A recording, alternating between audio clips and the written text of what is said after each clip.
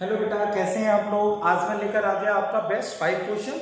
और आज के दिन हम लोग डिस्कस करने वाले हैं बेटा बैटरी के बारे में। ठीक है ना। देखिए बेटा, बैटरी जो होती है आपके इलेक्ट्रोकेमिस्ट्री का थ्योरेटिकल पार्ट है, और जनरली हम लोग बैटरी में ये समझ नहीं पाते हैं कि कौन से क्वेश्चन हमें करना है और कौन से क्वेश्चन जो है हमें छोड़ना है। ठीक है ना।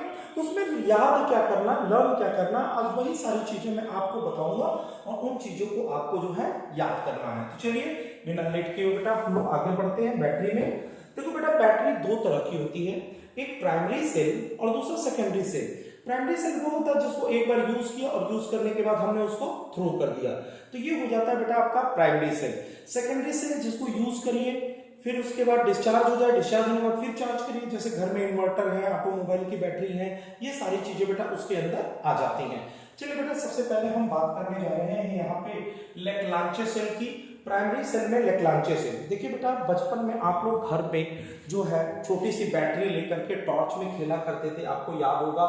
ऐसे इस तरह से एक बैटरी आती थी और जिसके अंदर एक रोल होता था। ये देख रहे हैं बेटा, ये ग्रेफाइट की जो है रोल है, फिर उसके अंदर जो होता है बेटा जिंक का कंटेनर होता है। यानी ये ग्रेफाइट जो है वो क्या है हमारा कैथोड, और ये जिंक जो है वो क्या है एनोड है। इसके रोल के चारों तरफ बेटा देखेंगे ब्लैक ब्लैक भरा होता था MnO2 paste of MnO2 depolariser की तरह बिहेव करता है बेटा। NH4Cl और ZnCl2 होता है जो इलेक्ट्रोलाइट की तरह बिहेव करता है। ठीक है।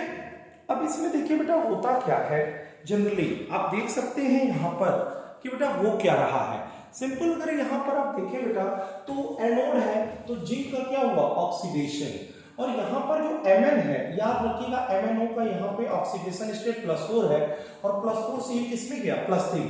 तो ये याद करने वाली बात है कि जब MnO2 का रिडक्शन होता है तो कौन सी ऑक्सीडेशन स्टेट में जाता है।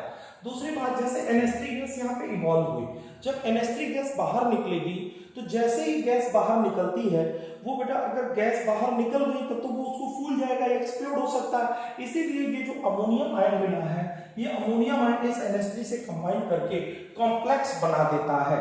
ठीक है, जिसकी वजह से ये अपना एक्सप्लोड नहीं करता है। ड्राई सेल का जो EMF होता है वो 1.25 से लेके 1.5 वोल्ट के आसपास होता है। जनरली बेटा आप लोग जानते हैं टॉर्च वगैरह में, वॉच में, ये सब जनरली आप लोग सेल क्या करते हैं यूज करते हैं। तब इसमें याद क्या करना है लेक्लांचे सेल में कि बेटा एनोड जिंक का बना हुआ है, कैथोड हमारा MnO2 का है।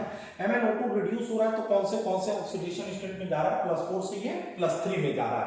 और जो अमोनिया गैस बनी है वो अमोनिया गैस जो होता है NH3 से कंबाइन करके कॉम्प्लेक्स बना लेती है। ठीक है, चलिए अब आगे चलते हैं इसमें बेटा। नेक्स्ट अगला सेल जो आता है बेटा वो है हमारा मरकरी सेल या बटन सेल। इसमें बेटा देखिए यहां पर भी जो है हमारा जिंक जो है, ये जिंक एनोड की तरह बिहेव करेगा। जिंक जो हमारा किसकी तरह बिहेव करेगा, एनोड का।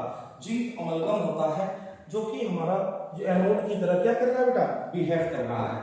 अब देखिए इसमें मरकरी सेल की जो बात कर रहे हैं, मरकरी सेल में देखिए ये आपका मरकरी सेल है, इसमें जिंक जो है वो एनोड की तरह बिहेव करता है और HgO जो है आपका कैथोड की तरह बिहेव करता है, और KOH जो है इसमें आपका इलेक्ट्रोलाइट की तरह बिहेव करता है। तो मेनली ये बेटा याद रखिएगा, इसमें याद रखना क्या है, कौन एनोड है कौन कैथोड है। तो ये बेटा जिंक जो है आपका ये एनोड हो गया, ये आपका KOH इलेक्ट्रोलाइट हो गया, फिर ये जो HgO जो है ये आपका क्या हो गया कैथोड हो गया।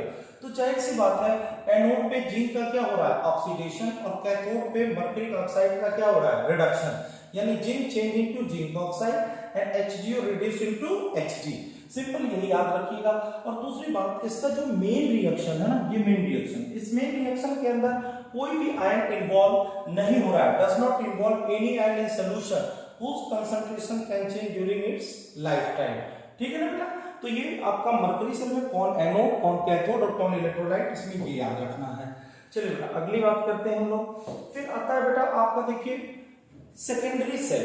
सेकेंडरी सेल में क्या होता है, सेकेंडरी सेल में देखिए बेटा आप घर के इन्वर्टर की जो प्लेट्स वगैरह देखते होंगे, इसमें याद रखिएगा बेटा जो आपका एनोड होता है वो मेनली किसका बना होता है, लेड का। इसमें दो बातें और याद रखिएगा, जब हम इसको चार्ज करते हैं इलेक्ट्रिसिटी से लगा करके हम इसको चार्ज करेंगे, जब इलेक्ट्रिसिटी से लगाकर चार्ज करेंगे तो यहाँ पर जो इलेक्ट्रिकल एनर्जी है वो किसमें कन्वर्ट हो जाएगी, केमिकल। ये कौन से प्रिंसिपल पे काम करेगा, इलेक्ट्रोलिटिक। चार्जिंग हमारा जो है वो इलेक्ट्रोलाइटिक सेल पे है, और जब ये डिस्चार्ज होगा तो इस समय डिस्चार्जिंग के समय केमिकल एनर्जी इलेक्ट्रिकल में बदल रही है, तो ये इलेक्ट्रोकेमिकल सेल पे बिहेव करके सेल पे काम करता है, ये ध्यान रखिएगा। अब जैसे देखिए बेटा, एनोड पे लेड जो है लेड आयन में कन्वर्ट हो गया। अब सॉल्यूशन के अंदर H2SO4, याद रखिएगा 38% H2SO4। लेड जो है आपका एनोड है, PbO2 जो है ये आपका कैथोड है, और 38% H2SO4 इसका इलेक्ट्रोलाइट होता है। तो देखो बेटा, होता क्या है कि लेड जो है वो लेड सल्फेट में कन्वर्ट हुआ, यहां देखिए, और जो PbO2 है ये भी लेड सल्फेट में कन्वर्ट होता है। ओवर जो है डिस्चार्जिंग के समय आप देख रहे हैं, जब डिस्चार्ज हो रहा है, डिस्चार्ज हो रहा है मतलब यूज में आ रहा है, तो उस समय लेड सल्फेट की डेंसिटी क्या कर रही है, बढ़ रही है, लेकिन H2SO4 कंज्यूम हो रहा है जिसकी डेंसिटी क्या कर रही है, घट रही है। तो याद रखिएगा किसकी डेंसिटी बढ़ रही है और किसकी डेंसिटी घट रही है। तो ये बेटा हो गया चार्जिंग और डिस्चार्जिंग। जो डिस्चार्जिंग का रिएक्शन होगा जस्ट इसका उल्टा कर देंगे बेटा, ये आपका हो जाएगा चार्जिंग का रिएक्शन। अगला आता है बेटा नेक्स्ट है बेटा सिंपल आपका ये है बेटा फ्यूल सेल के बारे में जब हम लोग बात करते हैं बेटा, ये फ्यूल सेल है नहीं, ठीक है ना, इसमें मत देखिएगा, इधर देखिएगा फ्यूल सेल। फ्यूल सेल में होता क्या है बेटा, सिंपल सी बात है, देखो फ्यूल सेल में एक कंटेनर होता है। फ्यूल सेल में क्या है, एक कंटेनर है आपका, सपोज इधर से H2 हम लोग पास कराते हैं, इधर से O2, दो आपके यहाँ पे जो है वाटर वेपर बनता है, इधर से H2 गया, उधर से O2 गया। मेन इसकी रिएक्शन याद रखिएगा कि H2 क्या हो रहा है, 0 से +1 में गया तो ऑक्सीडेशन, और ये -2 से 0 में गया तो इसका क्या हुआ, रिडक्शन। और इसका एक इफिशियंसी का फॉर्मूला याद रखिएगा, delta G upon delta H, ये फ्रीक्वेंटली पूछा जाता है। और फ्यूल सेल अच्छा क्यों माना जाता है, क्योंकि इसकी हाई इफिशियंसी होती है, और दूसरा पोल्यूशन फ्री होता है। तो ये इसकी रिएक्शन याद रखिएगा, कैथोड पे हाइड्रोजन का ऑक्सीडेशन, सॉरी कैथोड पे ऑक्सीजन का रिडक्शन, और एनोड पे हाइड्रोजन का ऑक्सीडेशन, ठीक है। अगला देखते हैं बेटा फर्दर। अब देखिए बेटा, अगला आपका आता है, ठीक है, निकल कैडमियम से। यहाँ पे याद रखिएगा बेटा, इसका कैथोड कौन है और एनोड क्या है, और इसकी सेल रिएक्शन। फिर आगे देखिएगा बेटा, आगे मैंने आपको पूरी समरी बना के रखी हुई है। ये समरी है बेटा, इन सभी का देखिए आपका कॉन्सेप्ट हो गया पूरा का पूरा, बस इसी को आप देखिए, बाकी कुछ देखने की जरूरत ना है। ड्राई सेल में जिंक एनोड है, ग्रेफाइट जो है कैथोड है, और ये यहाँ पर इलेक्ट्रोलाइट। मरकरी सेल में जिंक मरकरी जो है एनोड है, और पेस्ट ऑफ FeGO कैथोड है, KOH हमारा इलेक्ट्रोलाइट है। लेड स्टोरेज में लेड एनोड हो गया Pb, और यहाँ पे PbO2 क्या हो गया, कैथोड, एंड 38% ये हो गया। निकल कैडमियम में कैडमियम एनोड है, निकल डाइऑक्साइड कैथोड है, और ये सोल्यूशन आपका इलेक्ट्रोलाइट है। H2O2 में पोरस कार्बन कंटेनिंग H2 का क्या हो रहा है, ऑक्सीडेशन, तो ये एनोड हो गया। O2 का रिडक्शन, ये कैथोड पे हो गया, और NaOH इसका क्या हो गया, सोल्यूशन हो गया। चलिए आगे बढ़ते हैं बेटा, फटाफट आगे आते हैं बेटा, हम लोग सीधे क्वेश्चंस पे आते हैं। और देखिए अपना सबसे पहला क्वेश्चन है बेटा, यहाँ पे आप देख सकते हैं, which of the following statement is incorrect for the dry cell. देखिए magnesium is reduce from +5 to +4, ये क्वेश्चन मैंने आपको अभी बताया है कि बेटा मैग्नीज जो होता है वो +4 से रिड्यूस होता है, किसमें, +3 में। MnO2 से वो रिड्यूस हो रहा था MnOOH में, ठीक है ना। तो इसका आंसर जो होगा ये आपका कौन सा पूछा, यही है कि कौन सा गलत है, तो ये वाला आपका क्या है बेटा, गलत है। चलिए अगला क्वेश्चन आगे बढ़ते हैं बेटा, नेक्स्ट क्वेश्चन। अगला क्वेश्चन है बेटा कि the correct statement about the mercury cell. Mercury cell के लिए it is used in the high current device, नहीं, ये लो करंट डिवाइस में यूज होता है। ये जिंक अमलगमेट कैथोड गलत है, एनोड होता है।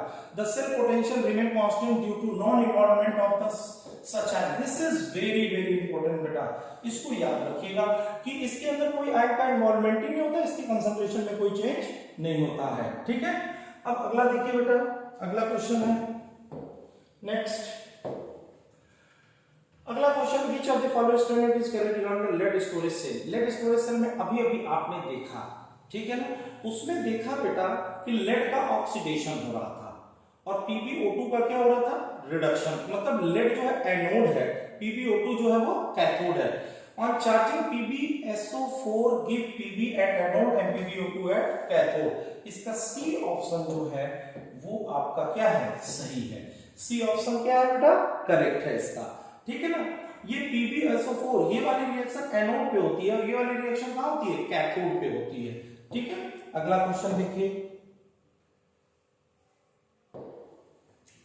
अब देखिए बेटा, विच of the following instrument unit of the given figure, ये आपका पहले तो ये देख लीजिए निकल कैडमियम सेल की बात कर रहा है। निकल कैडमियम सेल में it is separated by layer soaked in the moist निकल सॉल्यूशन, ये वाला इसका बी ऑप्शन जो है वो क्या है, गलत है। चलिए बेटा, इसके एकदम थ्योरेटिकल है, ध्यान देना है इसका theoretical. During discharging lead storage cell density of H2SO4, अभी मैंने बताया है बेटा H2SO4 जो है आपका क्या हो रहा है, कंज्यूम हो रहा है, तो डेंसिटी क्या करेगी, डिक्रीज करेगी। चलिए बेटा, मैंने कुछ और एक्स्ट्रा क्वेश्चन इसमें ऐड कर दिया था बेटा।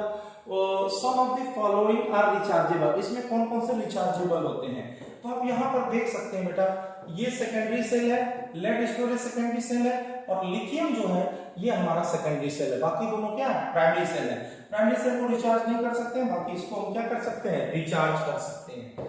चलिए बेटा, अगला क्वेश्चन है depolarizer use in dry cell, dry cell में डीपोलराइजर कौन यूज होता है, आपको मैंने बताया बेटा MnO2 यूज्ड एज ए डीपोलराइजर।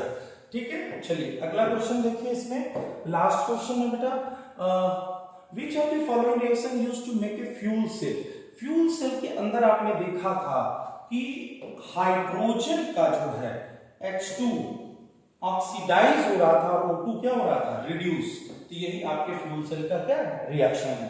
तो ये थे बेटा आपके बैटरी के कुछ इंपॉर्टेंट क्वेश्चंस। इन इंपॉर्टेंट क्वेश्चन को देखिए बेटा, अभी मैंने एक आपको शॉर्ट व्यू दिया है, अगर आपको यही बैटरी डिटेल में जानी है तो आप मेरे बैटरी के लेक्चर में डिटेल में जाइए, इसका पूरा डिटेल मिलेगा। ये कुछ मैंने इंपॉर्टेंट क्वेश्चंस आपके लिए बनाया था जो बार बार एग्जाम में पूछे जाते हैं। ठीक है बेटा, तो आज की क्लास यहीं पे समाप्त होती है, कल हम लोग बात करेंगे कोरोजन के। थैंक यू सो मच, जय हिंद।